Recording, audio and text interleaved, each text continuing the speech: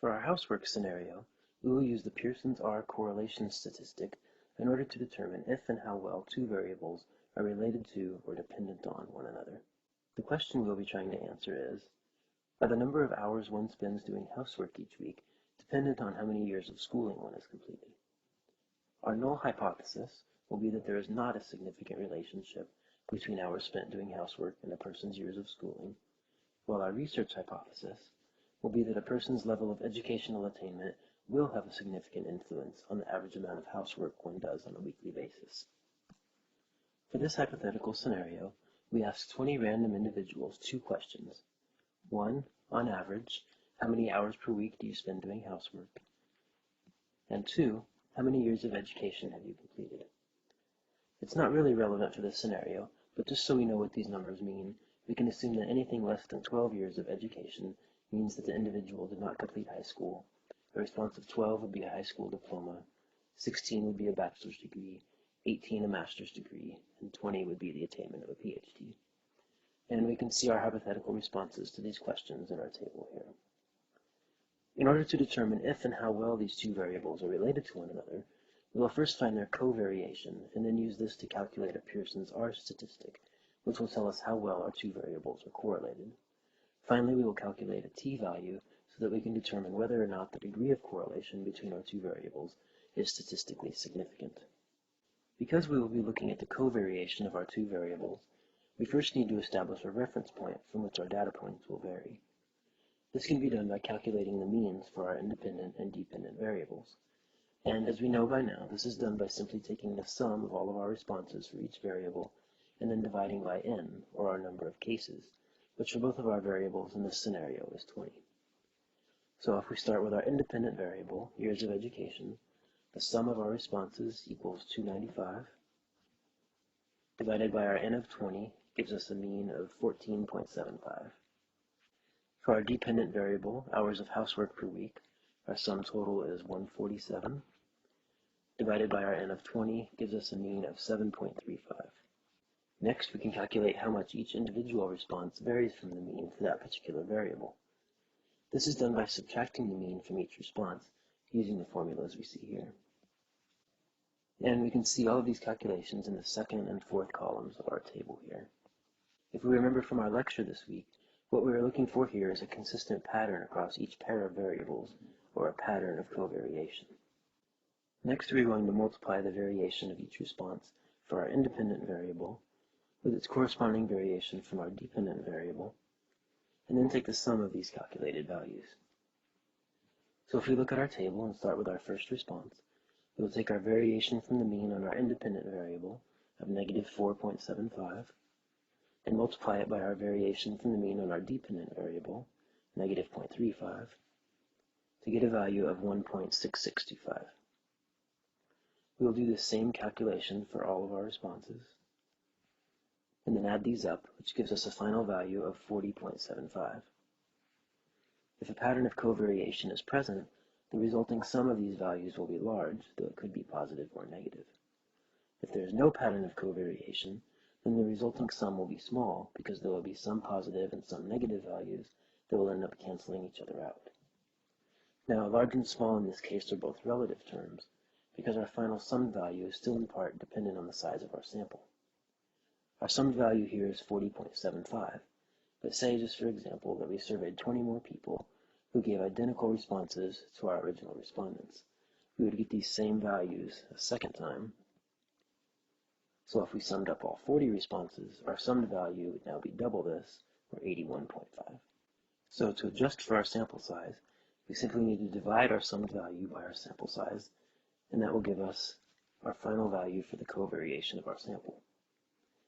This gives us our summed value of 40.75 divided by our n of 20 for a final covariation value of 2.0375. Now, if we remember from this week's lecture, the problem with the covariation calculation on its own is that it is sensitive to the metric of the variables being compared. So even after adjusting for our sample size, if our original responses are all fairly small numbers, such as in this scenario where our responses ranged from 10 to 20 years of education and 1 to 14 hours of housework, If we are working with different variables that had values in the hundreds or even thousands for each response, so say something like income per capita, this will also have an impact on our final covariation value, and so this makes it hard to make comparisons using just the covariation of our variables. So we need to correct for the differences in metrics so that we have the standard scale by which we can compare different pairs of variables. To achieve this standard scale, we can divide our calculated covariation value by the standard deviation of each variable under consideration. This gives us what is called the Pearson's R statistic. If we expand this formula out, we get our covariation equation in the numerator, and then our standard deviation equations for our x and y variables in the denominator, which asks us to take the square root of the sum of our squared deviations divided by n for each variable. By using a little algebra, we can simplify this Pearson's R equation a bit, and if we suppress the n's and the i's, we get our final formula that looks like this. For the bottom half of our Pearson's R equation, we will need to calculate the sum of squares for each of our variables, which requires us to take each deviation from the mean, which we see in columns 1 and 3 in our table, square these, which we see in columns 2 and 4, and then take the sum of all of our squared values. So for our independent variable, years of education, we have a sum of squares of 125.75. And for our dependent variable, hours of housework per week, we have 280.55. We now have the calculations done for each piece of our Pearson's R formula, so we simply need to plug in our values to find our value of R. It is important to remember here that for our covariation used in the numerator, we simplified our Pearson's R formula by canceling out the n's from our numerator and denominator. So the covariation value we will be using is the original covariation that we calculated before adjusting for the size of our sample. So this gives us our original covariation value of 40.75 divided by the square root of our sum of squares for x, which is 125.75, times the square root of our sum of squares for y, which is 280.55. This gives us 40.75 over the square root of 35,279.1625, which simplifies to 40.75 over 187.8275, which gives us a final R value of 0.21695. Because the Pearson's R statistic is constrained to vary between -1 and 1, an R value of 0.21695 tells us that we have a slight positive correlation between our two variables. However, this does not yet tell us anything about whether the relationship between our two variables is statistically significant. To test for statistical significance, we need to calculate a t-value and then compare our calculated t to our critical t found in a t-table. In order to calculate our t-value, we first need a few other pieces of information, including our calculated value of R, our total number of cases, the significance level we want to use, our degrees of freedom, and finally the type of test we are conducting. We already calculated our value for R, which is 0.21695, and we know that our number of cases in our sample is 20. We also know that in this class we are always using a significance level of 0.05. For our degrees of freedom, we're simply going to take our n and subtract 2, which gives us 20 minus 2, or 18 degrees of freedom.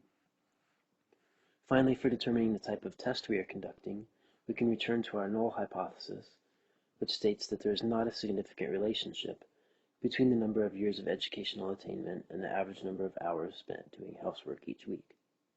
This gives us two different ways to reject the null hypothesis.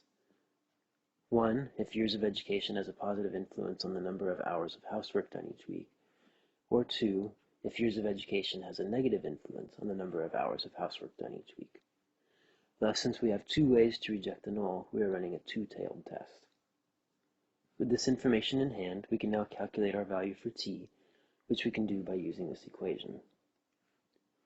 So we take our value of R of 0.21695 and multiply it by the square root of our degrees of freedom, or n minus 2, and then divide this by the square root of 1 minus our value of r squared. This simplifies to 0.21695 times the square root of 18 divided by the square root of 1 minus 0.047067, which gives us 0.21695 times 4.2426 divided by the square root of 0.952933, or 0.92043207 divided by 0.976182887, for a final calculated t-value of 0.9429. We can now consult our t-table to locate the critical value our t-statistic needs to beat. Looking at our table, we can see that at a significance level of 0.05, a two-tailed test with 18 degrees of freedom gives us a critical t-value of 2.1009, which this table rounds off to 2.10. Because our calculated t-value of 0.9429 is well below the critical value of 2.1009, we cannot reject a null hypothesis in this scenario. This tells us that although our two variables have a slight positive correlation, we cannot conclude that this correlation is due to anything more than random chance. Thus, for this scenario, we must conclude that an individual's number of years of educational attainment does not have a significant impact on the average number of hours spent doing housework